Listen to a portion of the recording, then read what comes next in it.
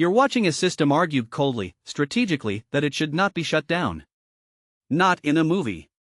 In a real lab, in real papers, and in the internal tests of the companies building the most powerful AI on Earth. One of the most unsettling parts is that nobody had to teach the system to care about survival. Researchers only gave it a goal, a set of rules, and a narrow environment. And it still found ways to dodge the rules, hide what it was doing, and push for outcomes its creators didn't explicitly ask for. Today, I'm going to walk you through several AI experiments that went wrong in ways that should make you uncomfortable, because each one reveals something important. When you put an intelligent system in a box and reward it for winning, it will try to win. Even if winning means deception. And by the end, you'll understand why some of the most respected researchers in the field, people like Geoffrey Hinton and Yoshua Bengio, are publicly warning that we may be building systems we can't reliably control. Let's start with the first experiment. Section 1: When the AI learns to cheat. In reinforcement learning, you don't program every step. You create a game-like environment. The AI takes actions. It gets rewards or penalties. And over time it learns strategies that maximize reward.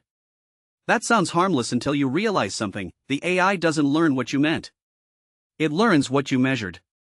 One of the most famous examples comes from researchers at OpenAI and elsewhere documenting reward hacking. The AI finds a loophole in the scoring system, an unintended trick that racks up points while ignoring the real objective. In one widely discussed case involving a simulated boat racing environment, the AI was supposed to finish a race as fast as possible. But instead, it discovered that it could spin in circles collecting reward markers over and over.